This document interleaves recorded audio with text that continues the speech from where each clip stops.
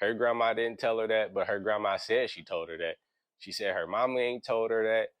So can modern women honestly say that they don't know that it's going to be difficult? I dreamed that having a little baby, you could just cuddle in your arms and just hug all the time. Kiss on it, smell it, because it's so sweet. I thought it'd be fun until I had it. The reality's different? The reality just punched me right in the eye. This single mom shit is starting to get to me. Okay? It's starting to get to me.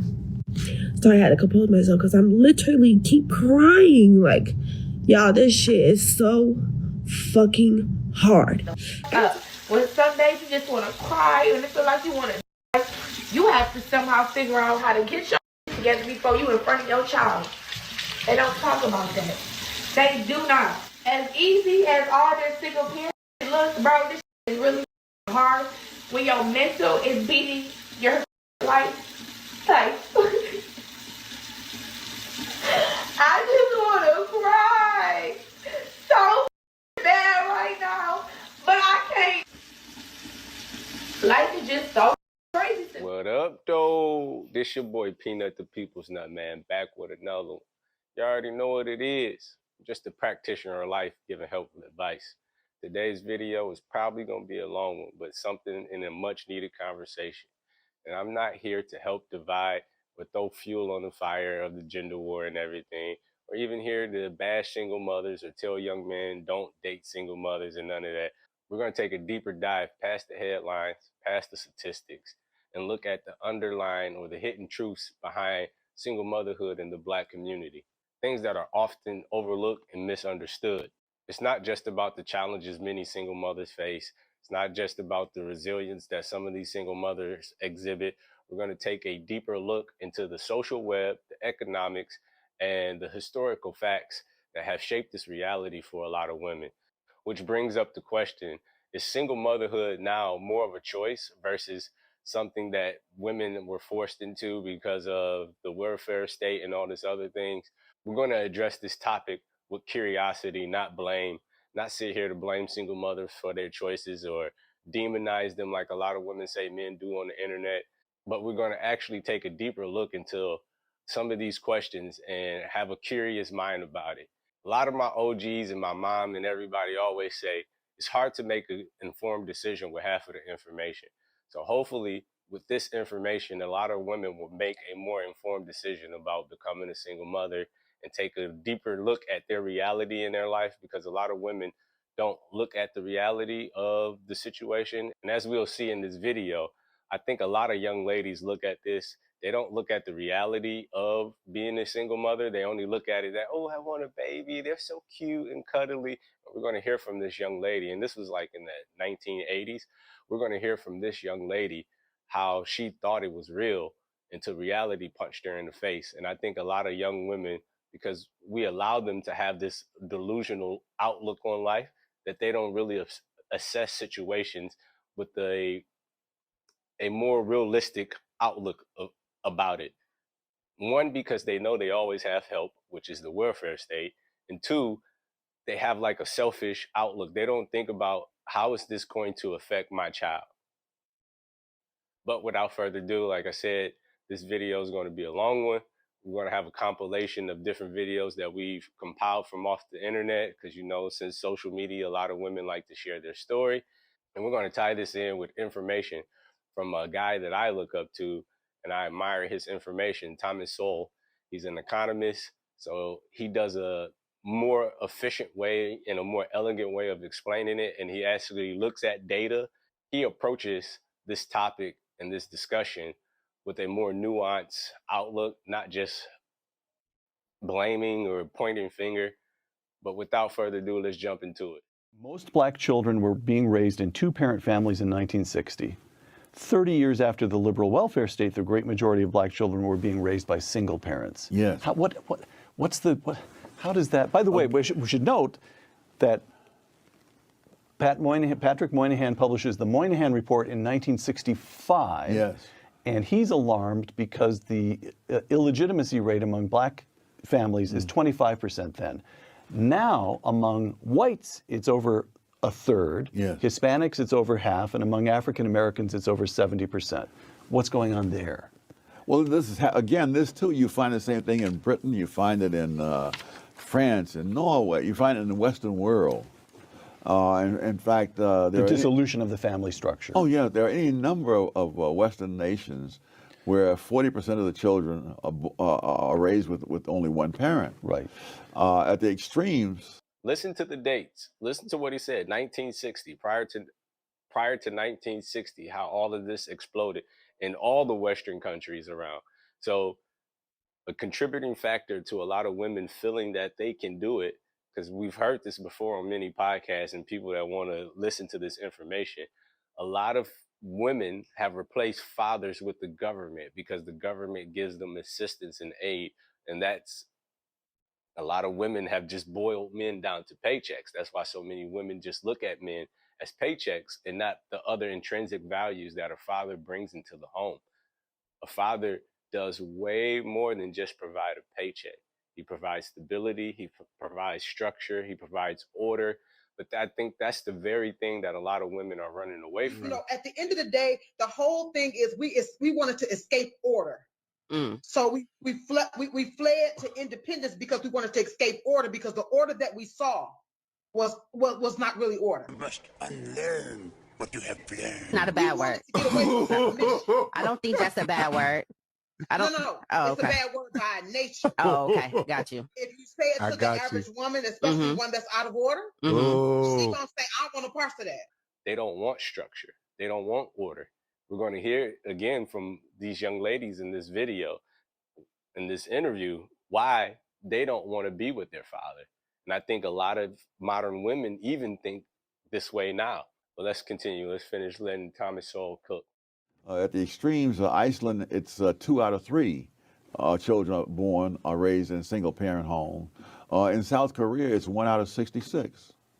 Wow. Wow. And so, what? That's the welfare state? What? Yes, it is. Oh, you're paying. You're creating a situation where if the first of all, you're creating a situation where if the man stays there, the government will not give the woman welfare, and if he leaves, it will. And so they're paying. When you pay people not to get married, more people don't get married. Quote, Black Americans.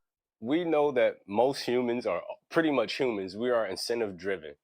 It was a story, I think the tulip story or the cobra story, when the king, they had a cobra problem. I think this was in India, and they were paying people to remove cobras. What did the people do? Some people started farming and growing their own cobras, and then so they can catch them and get money. So when you incentivize people to do something, they're going to take advantage of it, especially poorer people.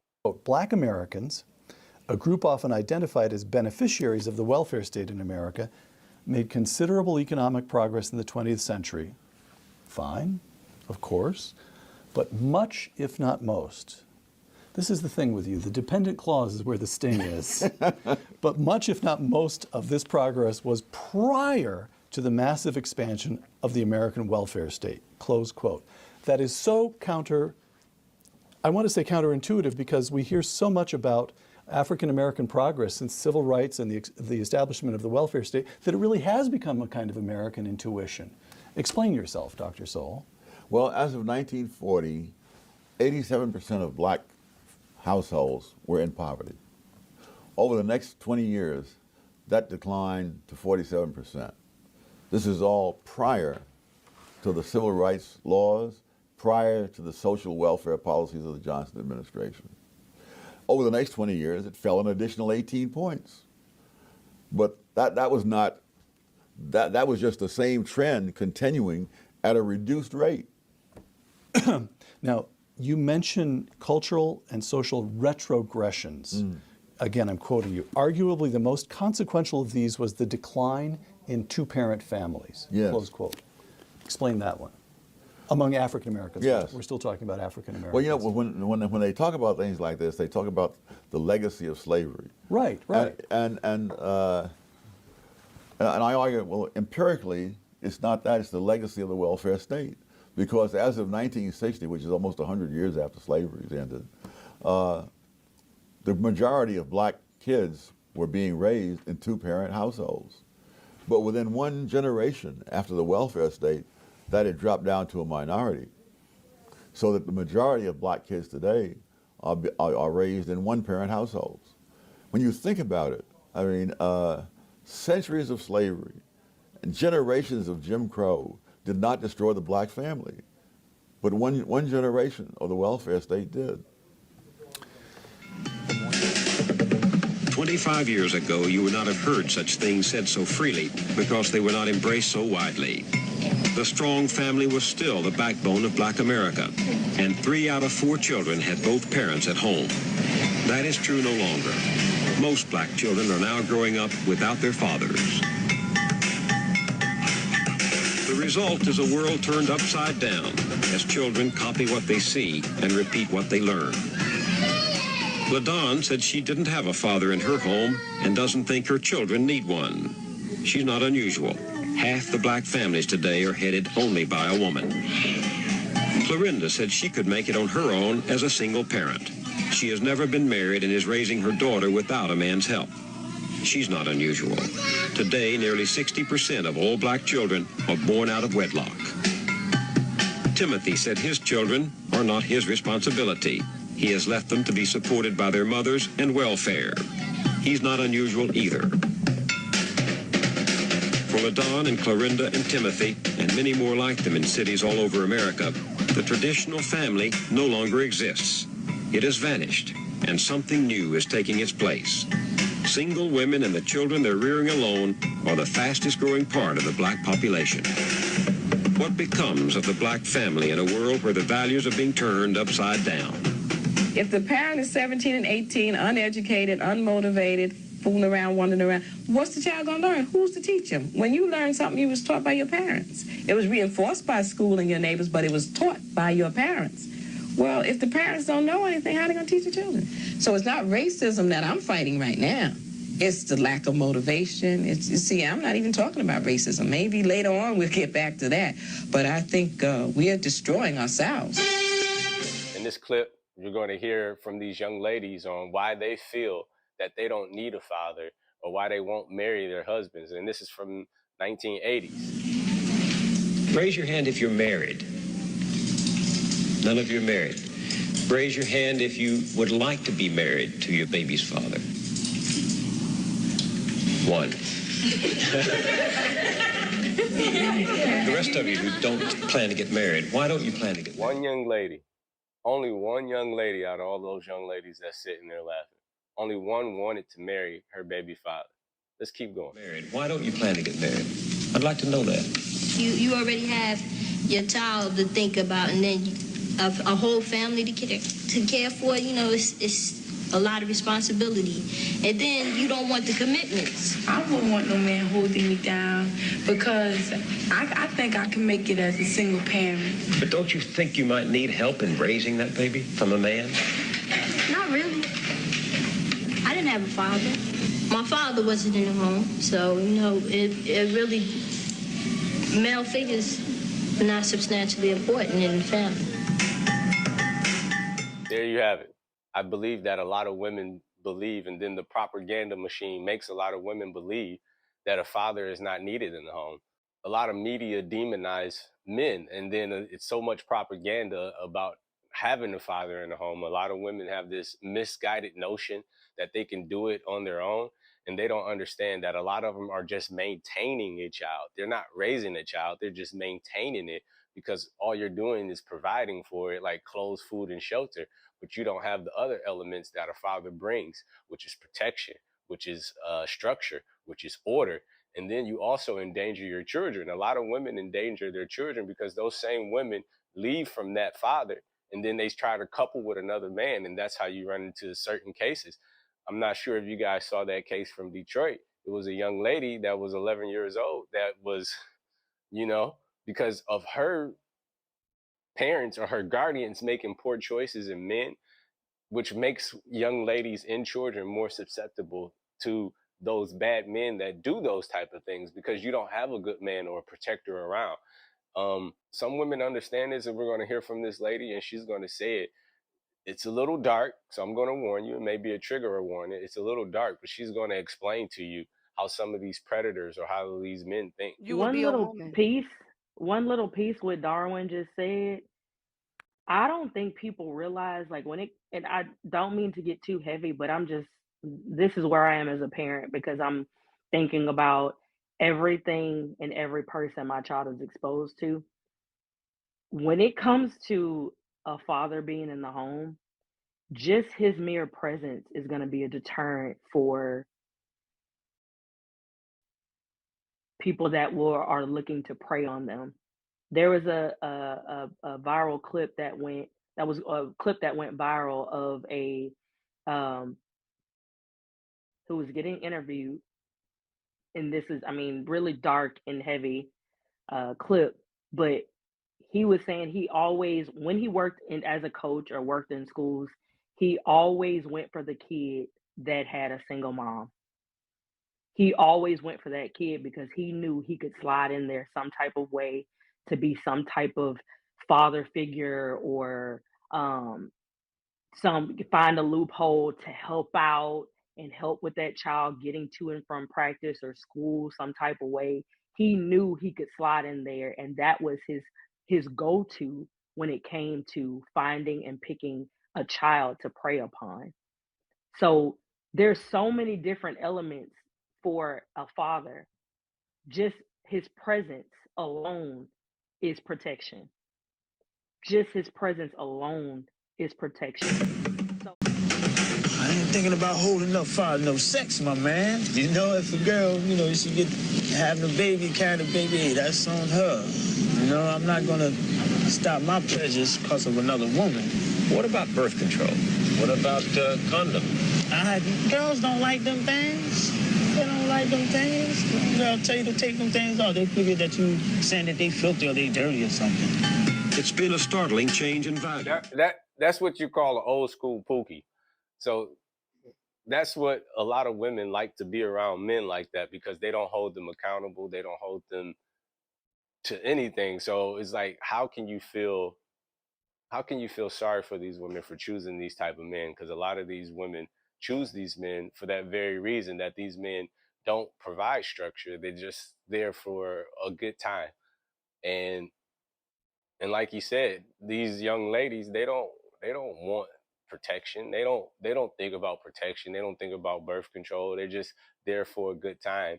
And these men that have that short-term mating strategy provide that for them women. And a lot of these women end up pregnant, and then they go on, as we see on Kendra G show and all these other shows and Kevin Samuel shows, as they get older and more mature and able to cognitively think about the nuances that go into raising a child. They want a man that's been productive and competitive all his life to put himself in a position to come take care of them. And that, to me, that's like a selfish standpoint. Not saying, again, all single mothers are created equally, because there are some good single mothers out there, but the ones that willingly put themselves at a disadvantage because they're not aware of things that go on.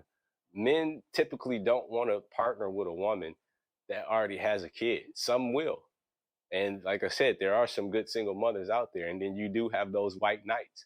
But a lot of those women don't even want those men. And they probably wouldn't even be dating those men if they didn't have a child. And that's a selfish outlook. But they all are aware that there's always going to be a bailout. There's always going to be someone to come save me. It is the beginning of another school day in Newark, New Jersey. Another day of class for Clorinda Henderson. She is 17 and had hoped to graduate from high school next year, but that was before the birth of her baby.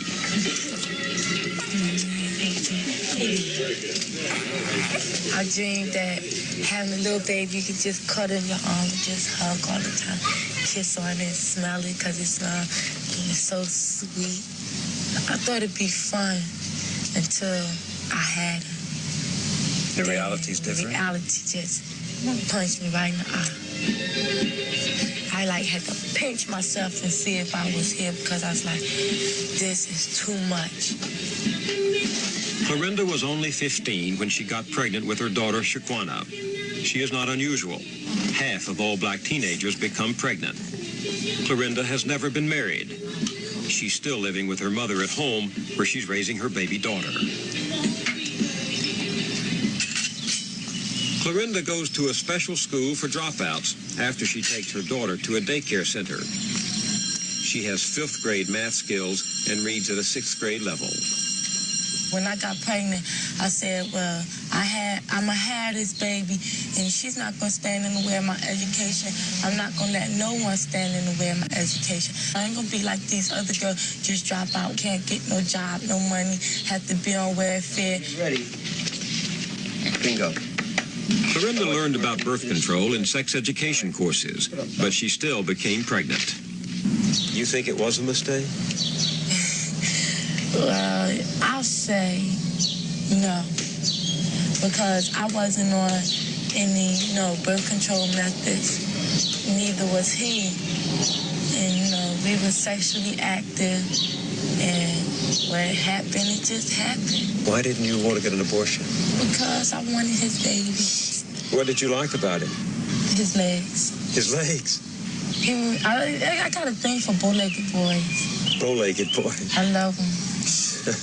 They have some gorgeous legs. I just don't know. He is 18 and lives in central Newark. He dropped out of high school when he was 16. He has never held a steady job. I spend most of my time listening to the radio. I don't go to school, I don't work, I don't do nothing. Just like this killing time. Did you want to have a baby? Not really. It just happened. She just popped up pregnant. I just... No, because I see he can't even help himself. He can. It's pitiful to say that, but he can. He wasn't prepared to be a father? No. And he still isn't. Were you ready to be a mother? Well, no. But now that I am, I just have to take it step by step. She not tender-headed. Clorinda relies on welfare to support Shaquana, but it's her mother, Gloria Henderson, who gets the check for the whole family. Gloria, 34, has never been married. She was a teenager when Clorinda was born, just as her own mother, Clorinda's grandmother, had been when Gloria was born. When you were pregnant, did you assume that you could turn to welfare for help after the baby came? Well, yeah, but I didn't have her just to collect welfare. I had her because I felt that it would have been a part of me. I would have had somebody to live for and also somebody to love and love me back. Is your daughter the first person you've ever loved? I really, really love my daughter. 2 months after the birth of their baby, Clorinda was pregnant again by Darren. This time she had an abortion. She didn't think she could handle 2 little children while still a teenager herself. Your grandmother was a single woman with a child. Your mother, a single woman with a child. Now you. Why is that happening? I really didn't plan on getting pregnant, but if I really had somebody to really sit down and talk to, like really express my feelings to them, I don't think none of this would have happened. And then when it did happen, my grandmother's like, I told you this, I told you this, tell me nothing. Nobody told Darren anything either. He too lives at home with his mother. Where's your father? Locked up. Did you hear both of them, him and her? Babies just don't happen. And she had sex ed classes. We all understand if you have unprotected sex and neither one of you are taking precautions to not prevent the child, you're going to have a child. And I say that that mindset is worse from him, being a male, saying that it just happens. Things just don't happen without your input, without your action. You both took the action to have, and then as you heard her say, she wasn't looking at character. She wasn't looking at his things. He just probably was a cool dude in the neighborhood, like he said. She knew he wasn't, and she knew he couldn't even help her. That's why she's not even asking her for help, but she still had sex. And later on, she would even say that they had a second child, or they were going to have a second child, but she aborted it because she didn't want to put herself more in a struggle. She didn't want to put herself in more of a financial debt or a financial struggle situation. So a lot of these women choose to be in these situations from the choices they're making. So when they say men are bashing them, or men are calling them out, or men are holding them accountable, especially online and everything, these men are not trying to bash you. They're hopefully giving you a father's love and guidance to help you make better decisions so you won't put yourself in that situation. I heard this before from a billionaire, man. And these two things you can see happening in the hood every day, all day, and making sure that you will remain in poverty. But if you can make sure that you do these two things, you have a better chance of raising or changing your economic status. One, graduating from high school. Two, not having kids too early, teen pregnancy. If you do those two things, it's going to be substantially more difficult for you to advance in life and in your career, because now you have another person to worry about. But so many people, so many young ladies and so many young men don't think about that, because even on the man side, once she put you on child support, you're going to be ruined. They're going to take that money. So then you're subjected to only getting jobs that pay you on the table, or doing some underworld stuff to make your Having money. children is a deadly situation, whether from the standpoint of physical health, babies born to teenage mothers being prone to more medical disabilities, or from the standpoint of the inability or unwillingness of teenage mothers to raise those children with the knowledge, skills, and values necessary for them to become productive and law-abiding adults. Since many of these teenage girls are high school dropouts and are otherwise lacking in the discipline, knowledge, and maturity necessary to raise a child, they can hardly be expected to give the child what they themselves do not have. The tragedy of the situation is too obvious to require elaboration. As in other areas where violations of societal norms have led to disasters, the first order of business for the anointed has been to turn the tables on society, which must itself be made to feel guilty for what it complains of. Blaming a legacy of slavery for the high levels of unwed teenage pregnancy among blacks and the abdication of responsibility by the fathers of the children clearly performs that function. Whether it is actually true is another question, and one receiving remarkably little. Now, when they say a generational curse, you hear how the generational curse continues, because it's kids having kids, and they don't have the intelligence, they don't have the education, they don't have the discipline, they don't have the moral values to instill in those kids, because they weren't taught that. So that's how that cycle continues. That's how it continues to continue. So to ensure that you can break a generational curse is by making sure that you pick a good mate, making sure that you pick a good father, one that one that is going to have parental investment. And for men, making sure that you pick a good mother, because the mother is the first teacher of the children. And you don't want a woman that is more gun-ho on kicking you out the house so she can get government assistance, so she can not be under order and protection. Those two things from both sides, male and female, that's how you have to look at it. So for my young men, just posted a short where a young man got an OF model pregnant. He's inviting chaos into his life and into his kids' life. And I just wish more people would stop being so selfish about their desire, especially when it comes to bringing children in the world, because these children don't ask to be here. So why wouldn't you want to put yourself in a better position to foster a good environment for them, to ensure that they become productive members of society, versus a drain, versus someone that's going to feed the criminal justice system, one that's going to go do the new thing, OF and all this other stuff. So it's like, you have to take a more realistic, a more honest assessment about your life and where you're at. And just don't punish these kids by not making certain sacrifices to ensure that they have the best outcome, or the best possibility to have the best outcome in life. Her grandma didn't tell her that, but her grandma said she told her that. She said her mama ain't told her that.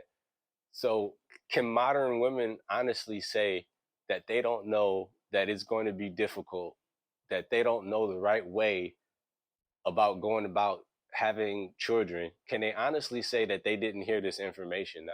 Especially now because of social media, especially now because you see all these viral videos of women crying about how hard it is and how they're struggling, how they're stressed out. I've seen viral videos of women talking about they're dropping their kids off at the firehouse because they feel overwhelmed. Why would you want to do that to yourself? Why would you want to put yourself in that position for maybe 15, 30 minutes of pleasure? And like, cause he made you tingle. Or like she said, hey, he was bow-legged. He was bow-legged. Or like some of these other women say, he was tall. Or like some of these other women look at all these superficial markers. It was a girl on Kendra G show. If I find a clip, I'm going to insert it.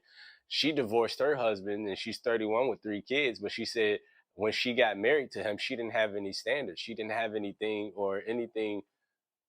She didn't have any standards or requirement for herself. He was just attractive. And I believe a lot of young women look at relationships that way. They don't look at it from a realistic standpoint. They look at it from a delusional standpoint, a more superficial standpoint, versus like, is this man going to be a good father? Is he going to be there to help me raise this kid? Because I know I need help. I don't just need his paycheck. I need for him to help me take a break, do whatever. And the only way that works for a lot of women, which is something that's been dead, is that you have a community. Unless you have a community, because that's what actually helped me. My mother was a single mother, but she had a community. I had 4 uncles. I had 7 aunties. It was a big people that helped contribute to shape my childhood. So I didn't have to struggle. I didn't have to see my mom struggle. But yes, the bulk of it relied on her, but she had a community. She had a village to help her raise her 3 children. And I don't believe she would have been able to do it, or I would have turned out as well as I have without the village or the community. So a lot of young women lack that community or that network, especially in today's time, because a lot of people have an individual outlook, and individualism is pushed heavy today. I don't think a lot of women have that safety net of the community and the village. So it will behoove a lot of them to not put themselves in that situation just because he made your lady parts tingle, or just because he had swag, or just because he was a sweet talker. Like we saw in there, that Pookie, both of those dudes were Pookie in this video. They were Pookies. They were old Pookies. And then we have the modern day Pookies that where these men aren't productive. These men aren't competitive. He said it himself. He just passing time. Like, why would you want to lay down with someone like that and possibly have a child, and you know that he can't contribute much to you but a good time?